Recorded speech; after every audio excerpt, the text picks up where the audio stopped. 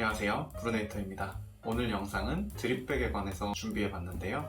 제가 직접 만든 드립백으로 한번 레시피를 잡는 법을 알려드릴게요. 드립백이 평소에 집에서 핸드드립을 해드시는 분들이면 용량이 조금 적을 수 있어요. 저 같은 경우는 11g을 넣는데 보통 8g에서 15g까지 되게 다양하게 드립백이 나오는 편이지만 10g을 넘는 드립백이 생각보다 많지 않아요. 그래서 10g 혹은 11g 기준으로 레시피를 잡는 법을 알려드리겠습니다.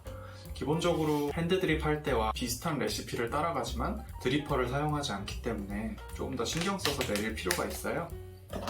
일단은 드립백을 준비해줍니다. 처음에 드립백이 나오면 이렇게 납작하잖아요. 위에를 제거해주시고 펼쳐줄 때 너무 한쪽에만 몰리지 않게 벌려주신 뒤에 이렇게 흔들어줍니다. 그리고 위에를 좀 평평하게 만들어주세요. 평평해져 있을 때 끓는 물을 준비해 주시고요. 오늘 같은 경우는 고소한 맛의 드립백을 준비해봤어요. 드립백을 내릴 때 가장 중요한 게 드립백 자체가 가지고 있는 원두의 용량이 많지가 않기 때문에 조금 신경 써서 농도감과 맛을 조절해 줄 필요가 있습니다.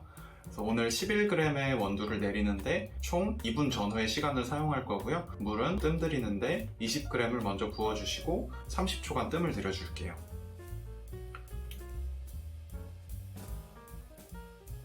최대한 얇은 물줄기로 천천히 이렇게 보시면서 혹시 한쪽으로 너무 기울어져 있으면 한쪽으로만 나올 수가 있어요. 그럴 때는 이렇게 물기를 조금 잡아줘서 전체적으로 충분히 적셔줍니다. 네, 30초가 됐죠? 그러면 아이스를 드실 때는 100ml에서 120ml만 내리셔도 되는데 따뜻하게 드실 때는 150g에서 180g의 물을 부어주시면 됩니다. 이렇게 물을 천천히 얇게 부어주셔야 물이 새끼를 만들지 않고 전체적으로 적시면서 쭉 내려갈 수가 있습니다. 너무 급하게 붓게 되면 채널링이라고 하는데 물이 커피가 모여있지 않은 쪽으로 쉽게 나가게 됩니다. 그래서 농도감이 떨어질 수가 있기 때문에 2번에서 3번에 나눠서 내려주셔도 되고요. 아니면 한 번에 충분히 얇게 내릴 수 있는 포트가 있다면 얇게 쭉 내려주시면 됩니다. 저는 따뜻하게 먹을 거기 때문에 180ml의 물을 넣어줄게요. 아이스로 드실 경우에는 120 정도만 넣어주셔도 되는데요. 그런 경우에는 조금 더 천천히, 그리고 처음에 뜸을 들일 때 30초에서 40초 정도 뜸을 들여주시면 좋습니다. 하지만 저 같은 경우는 추천드릴 때 드립백은 특히나 뜸이 필요하다고 말씀드리는 편이에요. 그래야 커피를 충분히 적셔주고 커피 안에 있는 성분들이 추출되기 쉽게 만들어준다고 생각합니다. 자, 이렇게 180g을 부어줬고요. 제가 옆에 종이컵을 준비한 이유가 이런 저울이나 포트가 집에 없을 수가 있어요. 그럴 때를 대비해서 이 보통 자판기에서 나오는 종이컵 있잖아요. 이 종이컵이 대략 180에서 200ml까지 담깁니다. 그래서 위에 1cm 정도를 남겨주시고 뜨거운 물을 담아주시면 대략 커피 한 잔을 뽑을 수 있는 물을 만들 수가 있습니다. 그리고 포트가 없다면 이렇게 접어주시고 이렇게 내려주시면 돼요.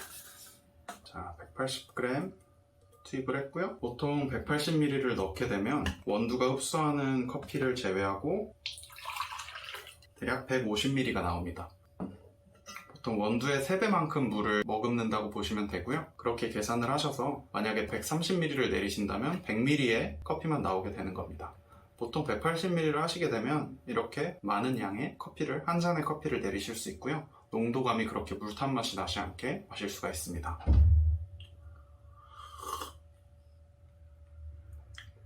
네, 만약에 집에서 핸드드립으로 라떼를 드시고 싶으시면 아이스 레시피를 그대로 사용하시고 거기에 우유를 조금씩 타서 드시면 됩니다. 네, 오늘은 드립백을 이용해서 맛있게 커피를 내리는 방법을 알려드리는 영상을 준비했는데요. 즐겁게 보셨다면 항상 새로운 영상이 있을 때 찾아와 주시고 즐거운 커피 생활 되시길 바랍니다. 감사합니다.